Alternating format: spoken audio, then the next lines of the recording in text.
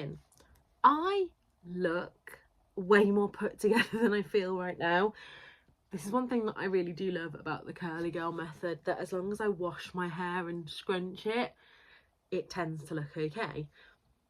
I didn't plan to come on today, but I have some book mail to share with you, and this has just arrived. I've taken my address off it for obvious reasons, and it just looks interesting. I've got literally no idea what's in here, but it has a Barcelona sticker, a London, a Toulon, and a Las Vegas. So I thought I'd open it on camera, she says, and then she can't get into it.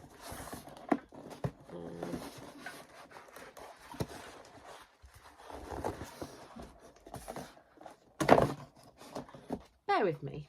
Trusty letter opener, see if I can actually get into this box now. Oh my god, they've really stuck this down.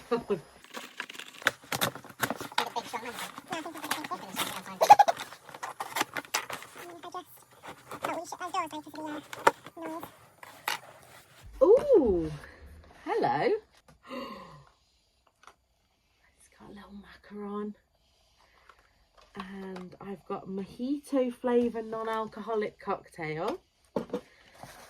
And this is for Casey McQuiston's The Pairing.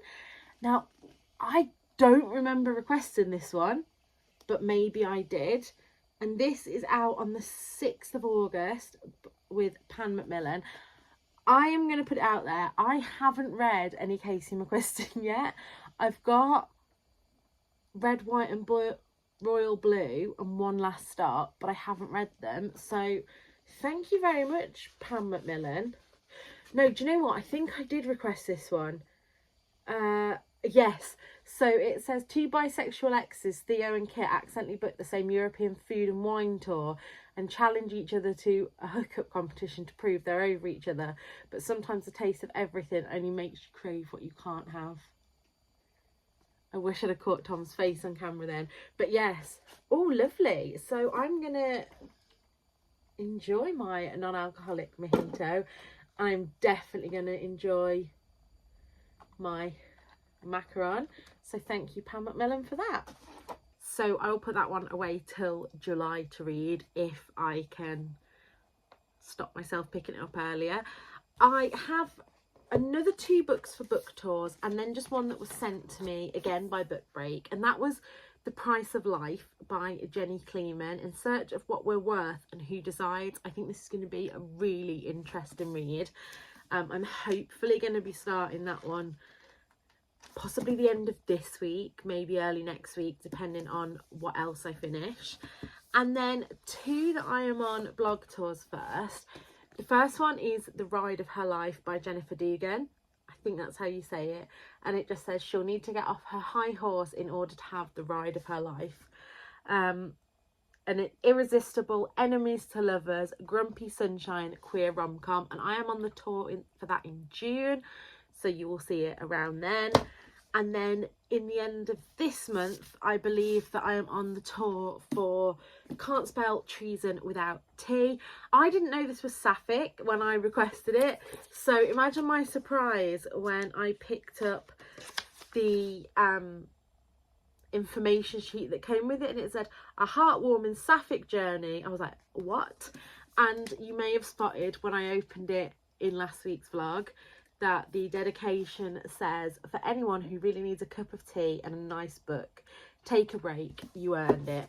And so yeah, I am still so overwhelmed. Like when Victoria came to say, we had this conversation where we were like, people send us books to read for free, and yeah, I haven't got over that yet. I know that there's been a lot of discourse in not just the bookish world, but the kind of YouTube, Instagram world of people talking about getting paid and things, and I'm a little bit on the fence about it.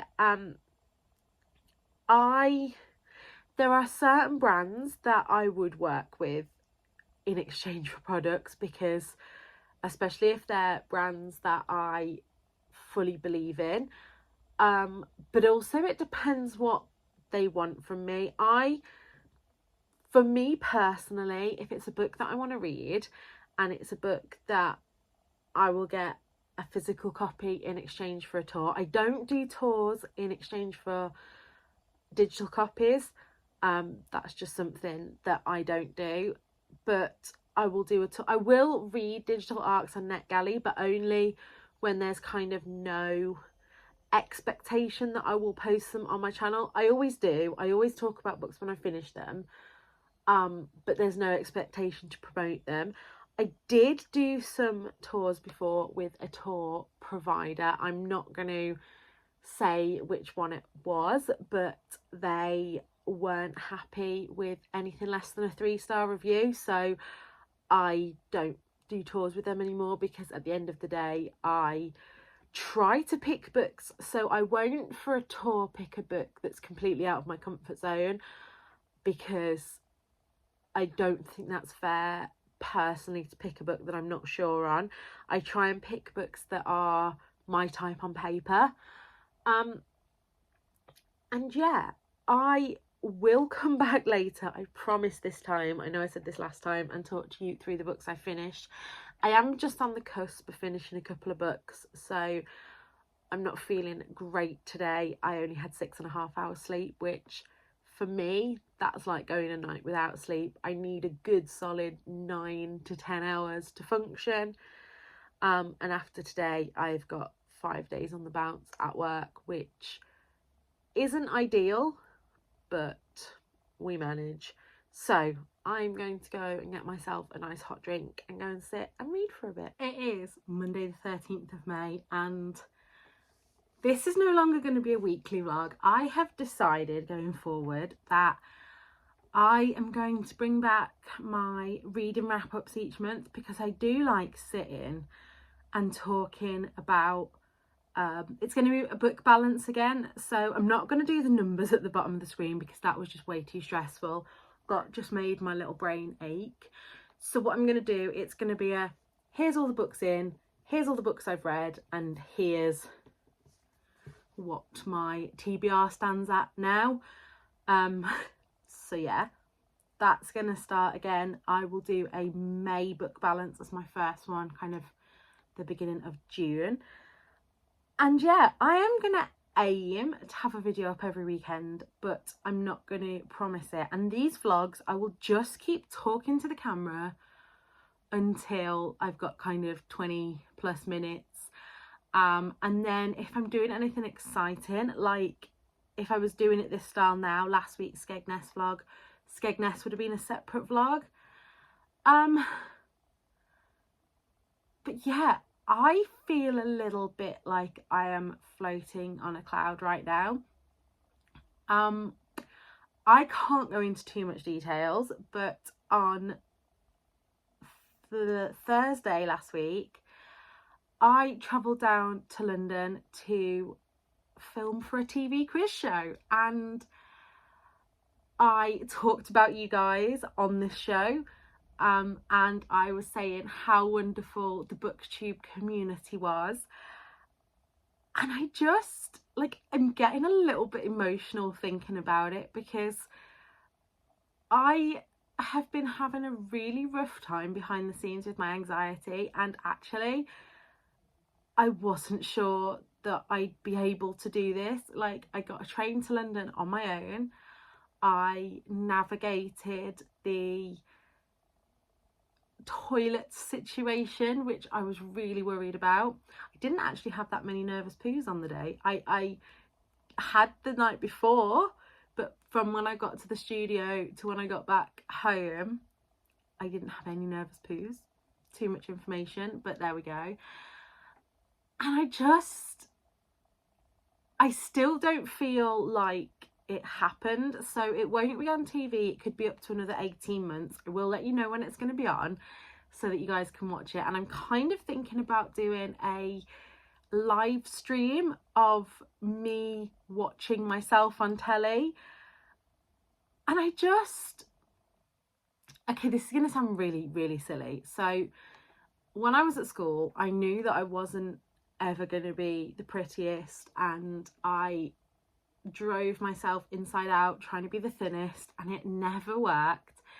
I obviously at school wasn't fully myself because I was trying to convince myself that I was straight and trying to just fit in, as I think most of us do at school. And I remember, although to me my intelligence was something that I was quite proud of, I never wanted to show it. Like, I get really obsessed with like certain things. So musicals as a teenager were my big obsession, and I could have told you everything about any musical at the time. And I tried to hide my obsessions a little bit. I mean, my friends were great, but in the kind of wider school.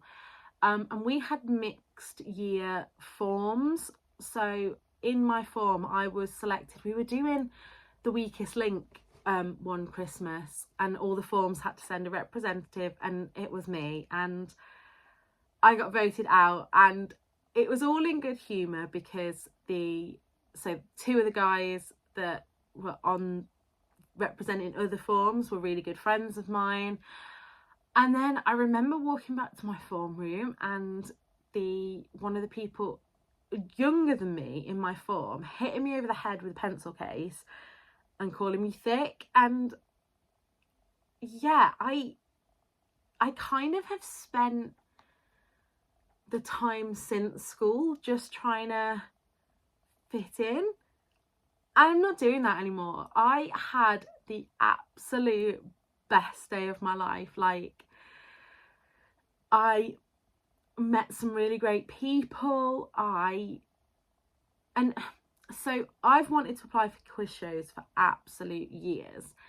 I love watching quiz shows. I get really into it. I shout answers at the telly. But there was always two caveats. One, I wouldn't do it till I was at my goal weight because I didn't want to be fat on TV. And two, I always was just like, what if I make a fool of myself? And from the minute I got there and started chatting to people, it was like those things just melted away. It's like a complete out of body experience. I can't quite believe that I did it. And then, yeah, obviously I crashed this weekend. I crashed mega hard. I got back home about 8 o'clock on Friday night. And we needed to get some food shopping in. So once Nana was in bed, we went up to Big Tesco, and I don't know how I coherently bought food for the weekend. It's been mega hot as well, which is a big trigger for me. And yeah, if I could go back and tell younger me that I'm going to be on a quiz show, she would not believe it. And just, yeah, I'm getting to the point where I'm getting comfortable being me, and it's scary, but I'm just determined to try and live authentically as me. I hope this makes sense. It's a big ramble. And yeah, like, I do find it hard sometimes because I want to have that like main character energy, as the young kids talk about these days. But I also want to be kind. You never know what anyone else is going through. And yeah, I realise that as an introvert, I always thought that, like I've said before, that I thought I was an extrovert, and I'm not. I'm an introvert. I need my time to my own. But I found that like I can have these bursts of peopling, and I really, really enjoyed that, as long as I then give myself space. So for example, the night before, I got to my hotel room at like 5 o'clock, had Deliveroo in bed, sat watching the telly, reading my book, all on my own. And that then recharged my batteries enough to be sociable all of Friday, to then come back into my bubble at the weekend, sleep lots. I slept for, I think my watch had 11 hours last night, and around the same the night before. So I'm back at work today, but I am there, and it's just made me think, do you know what, if I can do that, I can do anything. And I just, yeah, I can't put into words how amazing it was on Friday. And yeah, I'm going to come back to you probably tomorrow and talk about the books that I finished.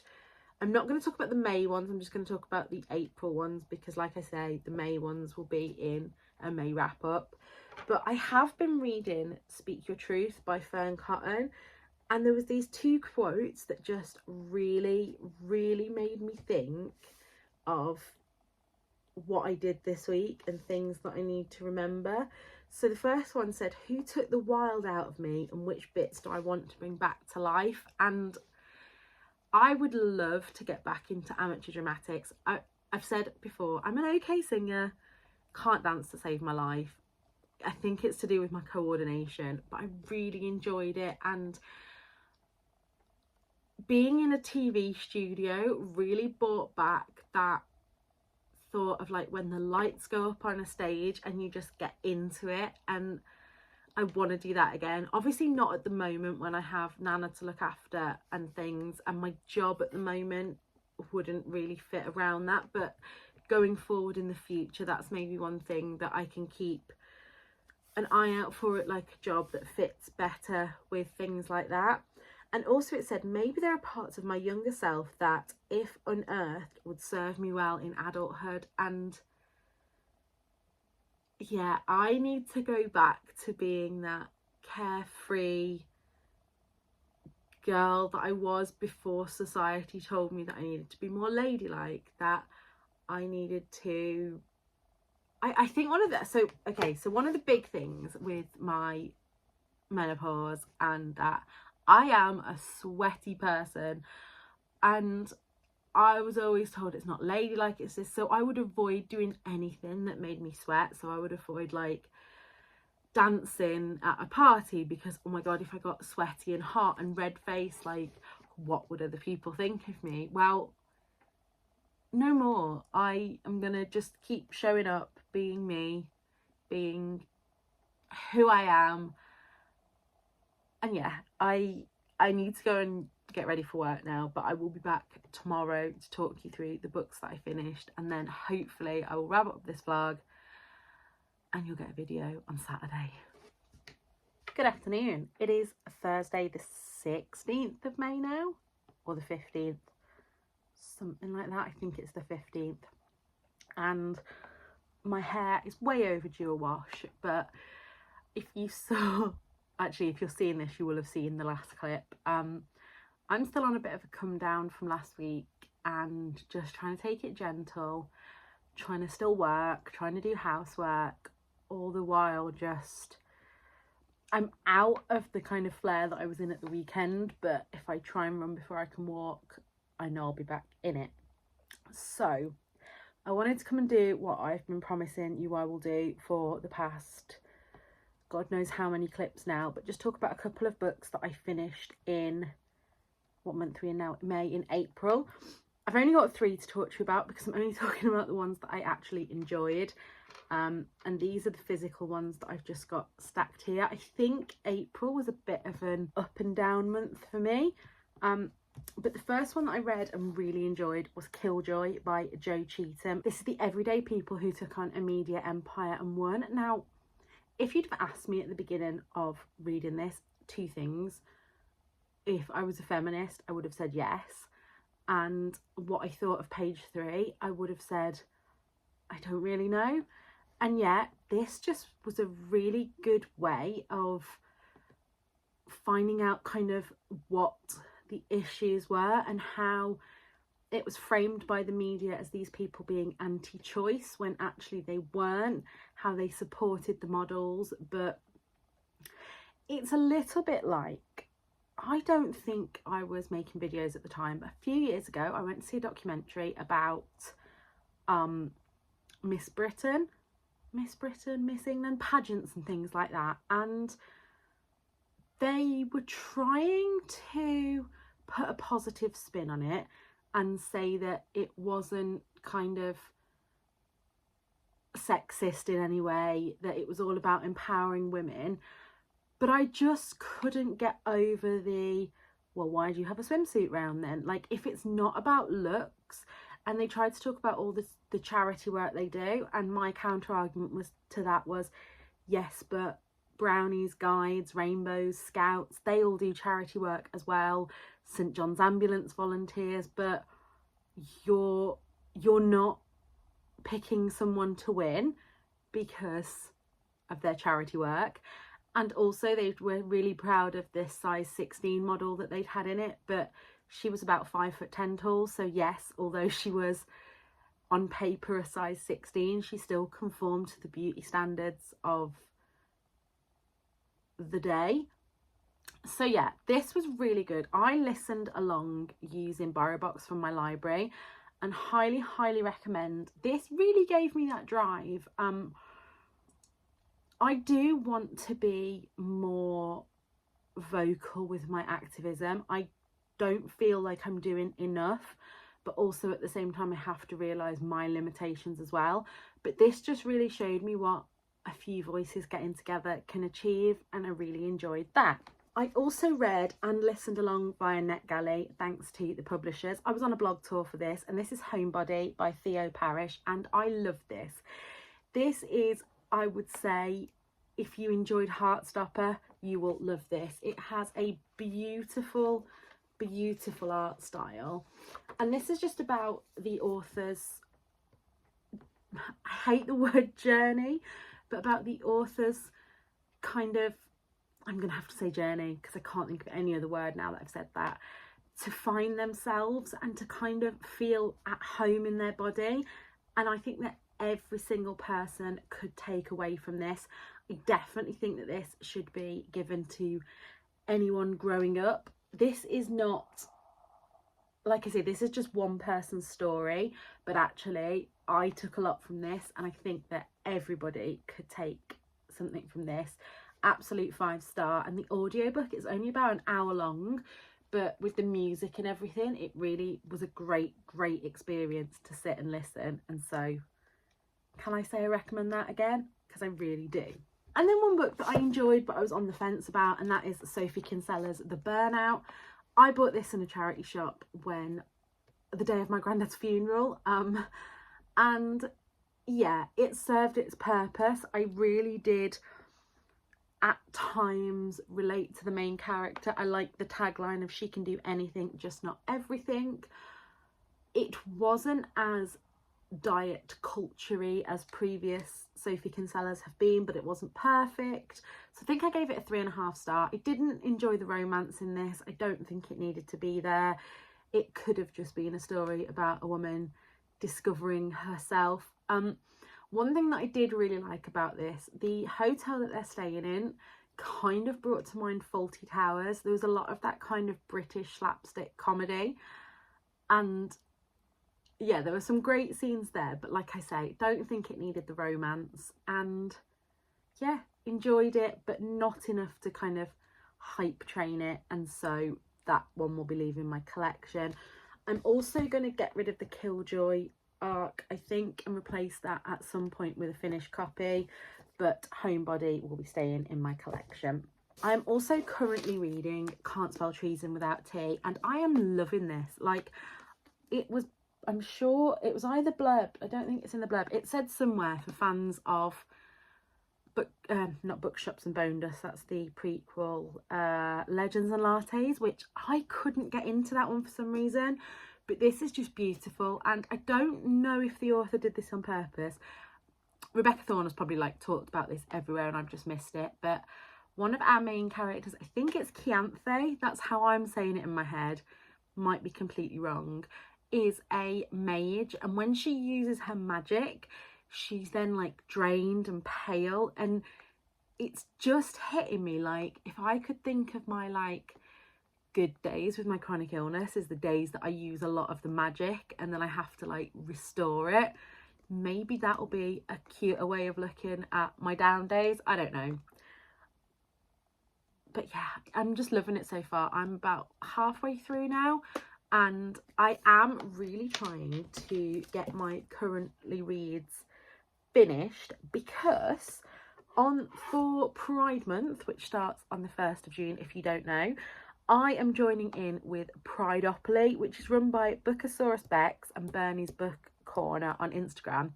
I'll leave all their details below, but they've come up with this really great, hold that thought, hello. They've come up with this really great Monopoly board. So you roll the dice, and whichever square you land on, it either has something that you have to do or a book you have to read. But from Monday, I'm going on a 6-week spend freeze because I have been spending like there's no tomorrow recently. I don't think that I've been wasteful with things, but I just seem to have spent a lot of money recently. I've bought a couple of new cute dresses and things from the charity shops. I've pre-ordered a dress from Topsy Curvy. We bought a new shark fan, which is actually currently blowing on me down here. It is the quietest thing ever, but it's just brilliant for when I'm feeling hot. And so in July, I've got the Romance House Party in Nottingham. I've also got Sarah Millican that I'm going to with Stacey. Then I'm going on holiday in September. I'm also trying to still save for a house, and we're also trying to, I've got the book party in October. Any of these things that have still got tickets, I'll leave links below, but I think I heard that the romance book party sold out within 3 hours. So thank you to whoever it was that sent me a DM about that, because I had not heard of it. And yeah, so I just thought I would go on a little spend freeze. I am going out for dinner with Stacey, and I'm not cancelling that because I haven't seen Stacey in far too long. But I'm not going to buy any books during that time. I'm not going to buy any clothes. I'm not going to buy anything non-essential, and just get some money in those pots. I do want to get some new swimwear, and I've been looking into trying to get some that is sustainable and also plus size friendly. So if you have any recommendations, please do leave them below. But I think that's about all I've got to say for this vlog. I think I already mentioned that the vlogs are going to be changing a little bit, so I'm going to try and get a regular weekly video up on a Saturday morning. I'm aiming for Saturday morning so that if I don't get it up Saturday, I've got the whole weekend to get it to you. But we'll just see how that goes. We know around here that things are unpredictable. Yeah, so until next time, look after yourselves. Bye.